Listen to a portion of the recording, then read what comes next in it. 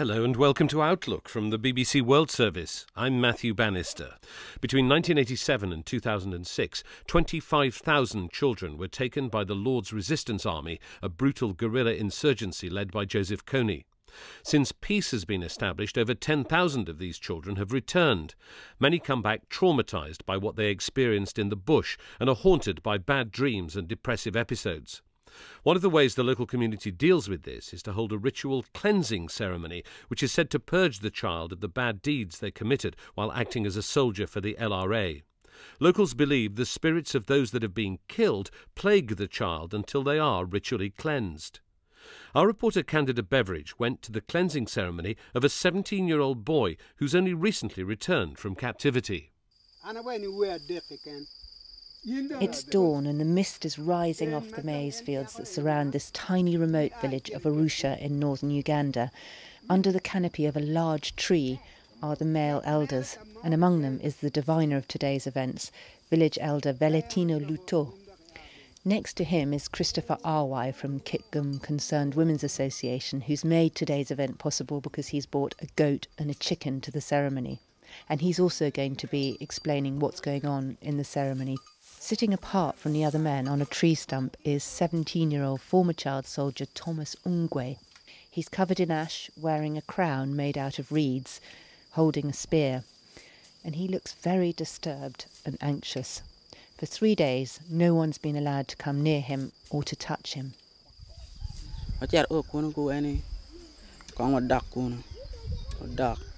While I was in captivity, we were made to fight the enemies. I happened to kill a good number of people. And one particular incident which I can recall very vividly was in the Congo, when 11 of us killed over 70 people.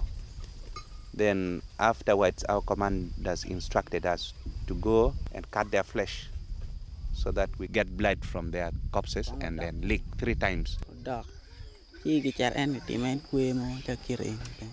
This is what has been causing me nightmares. So often in the night I dream that I'm carrying dead bodies and probably taking them for burial. And this has been disturbing me for quite a while, especially shortly after reintegration back home.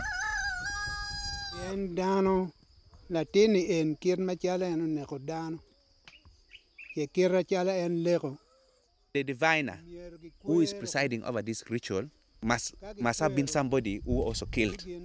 Like in this case, the diviner also one time killed, and he had a similar ritual performed.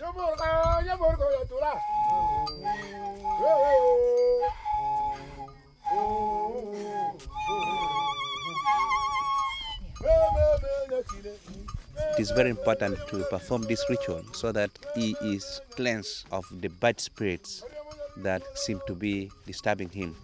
And if we don't do this, the bad spirits in him may cause him sickness.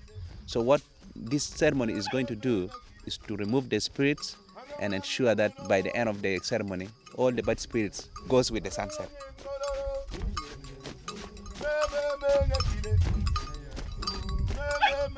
Shortly, we are going to take the boy before the shrine. And with him, there's going to be a goat and a chicken. This same goat is going to be led out of the compound and taken to the bush. From there, he will be made to slaughter the goat. Right now, the goat has been slaughtered. Okay, they are ripping the skin, and the skin is going to be tied around their bodies.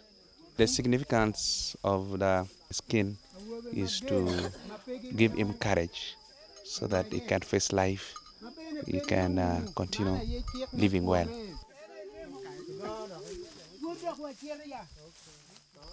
The meat has been cut, is going to be taken on fire to be roasted. This piece of meat that the young men are going to share in, they are not going to hold the meat in their hand. They just bite using their teeth, and they will rival to get the meat. This is to symbolize the courage that they should have whenever they go hunting or they go fighting.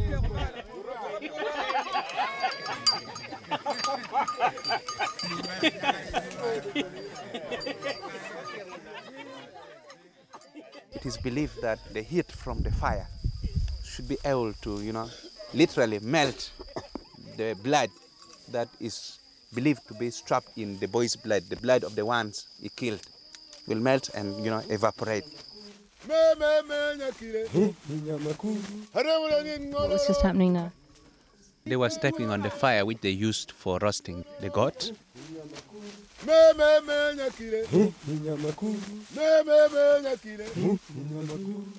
The putting off of the fire signifies putting an end to the anger of the dead person.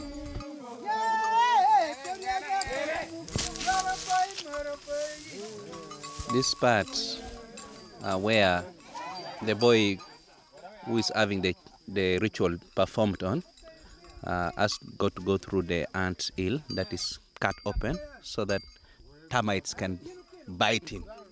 And when termites bite him, he will bleed blood. The blood he bleeds signifies the blood of the person he killed coming out of himself, so that finally he is going to be relieved from the spirit of the dead person that he killed. Finally, as the sun will be moving towards the west, the bad spirits that we think has been harboring in the boy will be chased and will go with the sunset. It seems a bit brutal, this ceremony. What do you think? It is brutal, but the ceremony is a reflection of the circumstances. It was brutal, fighting and then killing. Obviously, the people really believe in it. There are people here that don't believe in it, though, aren't they? Yes, there are people who don't believe in such ceremonies. They associate it to demonic performances. They don't tally with the Christian norms. When they say that when the termites bite him that the blood is going to come out from all the people that he killed, I mean, clearly that doesn't actually happen. That is the traditional belief. Do you believe it's happening? I can say yes or no, but I cherish the belief of the people. I don't want to judge anybody.